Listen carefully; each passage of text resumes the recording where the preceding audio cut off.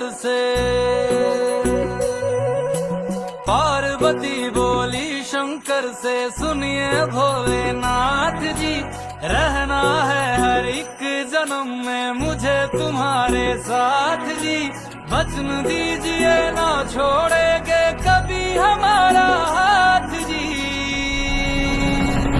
ओ Bholenath ji, ओ Shambhunath जी, ओ Bholenath ji, ओ Shankarnath जी।